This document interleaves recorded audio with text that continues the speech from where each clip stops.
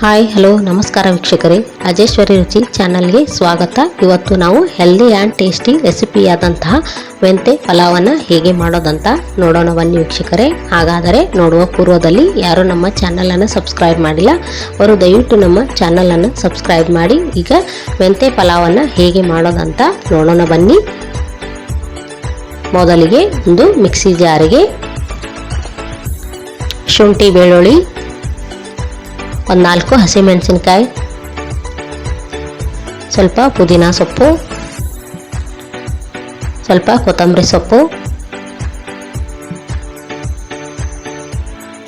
ಸ್ವಲ್ಪ ನೀರನ್ನು ಹಾಕಿ ಚೆನ್ನಾಗಿ ನುಣ್ಣಗೆ ರುಬ್ಬಿಕೊಳ್ಳಬೇಕು. ನೋಡಿ ವೀಕ್ಷಕರೇ, ಈ ರೀತಿಯಾಗಿ ಈ ಮಿಶ್ರಣವನ್ನು ನುಣ್ಣಗೆ ರುಬ್ಬಿಕೊಳ್ಳಬೇಕು.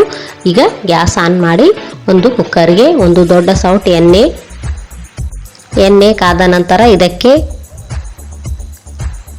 1 ಟೀ ಸ್ಪೂನ್ ಸಾಸಿವೆ, 1 ಟೀ ಸ್ಪೂನ್ ಜೀರಿಗೆ ಸಾಸಿವೆ ಚಟ್ಪಟ್ ಅಂತ ಸಿಡಿದ ನಂತರ ಸ್ವಲ್ಪ ಕರಿಬೇವು ಸೊಪ್ಪು, ಏಲಕ್ಕಿ, ಲವಂಗ, ಮೊಗ್ಗು, ಪಲಾವ್ ಎಲೆ, 8 ರಿಂದ 10 ಗೋಡಂಬಿ ಹೆಸಳು, ಒಂದು 8 ರಿಂದ 10 ಒಣ ದ್ರಾಕ್ಷಿ, ಇವುಗಳನ್ನು ಹಾಕಿಕೊಂಡು ಎಣ್ಣೆಯಲ್ಲಿ ಚೆನ್ನಾಗಿ ಫ್ರೈ ಮಾಡಿಕೊಳ್ಳಬೇಕು. ಇವುಗಳು ಸ್ವಲ್ಪ ಕಲರ್ ಚೇಂಜ್ ಆಗುವವರೆಗೆ ಇವುಗಳನ್ನು ನಾವು ಎಣ್ಣೆಯಲ್ಲಿ ಚೆನ್ನಾಗಿ ಫ್ರೈ ಮಾಡಿಕೊಳ್ಳಬೇಕು. ಈಗ ಇದಕ್ಕೆ ಉದ್ದವಾಗಿ ಕಟ್ ಮಾಡಿ ಇಟ್ಟುಕೊಂಡಿರುವಂತಹ 2 ಈರುಳ್ಳಿಯನ್ನು ಹಾಕಿಕೊಳ್ಳೋಣ. ಈರುಳ್ಳಿಯನ್ನು ಹಾಕಿಕೊಂಡ ನಂತರ ಇದನ್ನು ಕೂಡ ನಾವು ಎಣ್ಣೆಯಲ್ಲಿ ಚೆನ್ನಾಗಿ ಫ್ರೈ ಮಾಡಿಕೊಳ್ಳಬೇಕು. ಈರುಳ್ಳಿ ಕಲರ್ ಚೇಂಜ್ ಆಗುವವರೆಗೆ ಎಣ್ಣೆಯಲ್ಲಿ ಫ್ರೈ ಮಾಡಿಕೊಳ್ಳಬೇಕು. ಈಗ ಇದಕ್ಕೆ ಉದ್ದವಾಗಿ ಕಟ್ ಮಾಡಿ ಇಟ್ಟುಕೊಂಡಿರುವಂತಹ 2 ಟೊಮಾಟೋವನ್ನು ಹಾಕಿಕೊಳ್ಳೋಣ. ಟೊಮಾಟೋವನ್ನು ಹಾಕಿಕೊಂಡ ನಂತರ ಇದನ್ನು ಕೂಡ ನಾವು ಎಣ್ಣೆಯಲ್ಲಿ ಚೆನ್ನಾಗಿ ಫ್ರೈ ಮಾಡಿಕೊಳ್ಳಬೇಕು.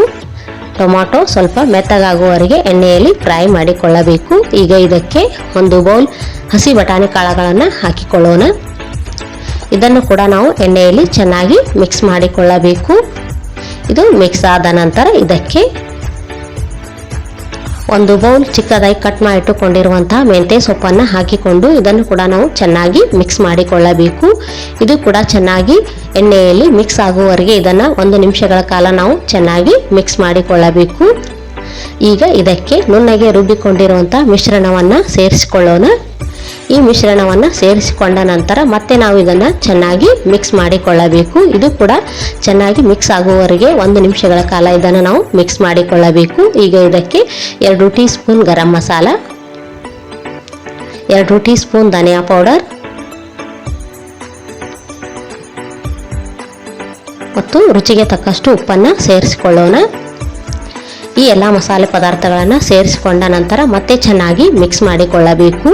ಈ ಎಲ್ಲ ಮಸಾಲೆ ಪದಾರ್ಥಗಳು ಚೆನ್ನಾಗಿ ಮಿಕ್ಸ್ ಆಗುವವರೆಗೆ ಇದನ್ನು ಮಿಕ್ಸ್ ಮಾಡಿಕೊಂಡ ನಂತರ ಮೊದಲೇ ನೆನೆಸಿಟ್ಟುಕೊಂಡಿರುವಂಥ 1 ಗ್ಲಾಸ್ ಅಕ್ಕಿಯನ್ನು ಸೇರಿಸಿಕೊಳ್ಳೋಣ.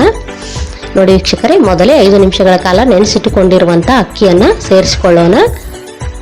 ಸೇರಿಸಿಕೊಂಡ ನಂತರ ಮತ್ತೆ ನಾವು ಚೆನ್ನಾಗಿ ಇದನ್ನು ಮಿಕ್ಸ್ ಮಾಡಿಕೊಳ್ಳಬೇಕು. ಇದು ಕೂಡ ನಾವು ಲೋ ಫ್ಲೇಮ್ ಉರಿಯಲ್ಲಿ ಇಟ್ಟುಕೊಂಡು 1 ನಿಮಿಷಗಳ ಕಾಲ ಇದನ್ನು ನಾವು ಚೆನ್ನಾಗಿ ಮಿಕ್ಸ್ ಮಾಡಿಕೊಳ್ಳಬೇಕು. ಈಗ ಇದಕ್ಕೆ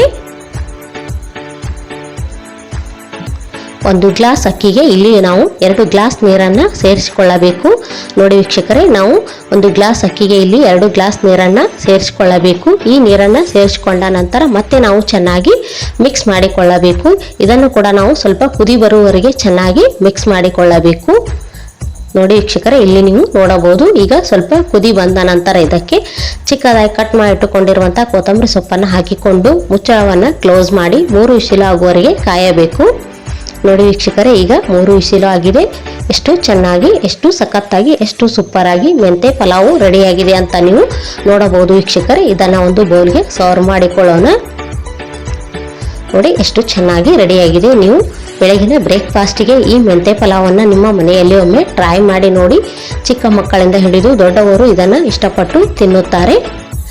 ಈ ರೆಸಿಪಿಯು ನಿಮಗೆ ಇಷ್ಟವಾದರೆ ನಮ್ಮ ಈ ರಾಜೇಶ್ವರಿ ರುಚಿ ಚಾನಲನ್ನು ಲೈಕ್ ಮಾಡಿ, ಶೇರ್ ಮಾಡಿ, ಸಬ್ಸ್ಕ್ರೈಬ್ ಮಾಡಿ. ಥ್ಯಾಂಕ್ ಯು, ಧನ್ಯವಾದಗಳು ವೀಕ್ಷಕರೇ.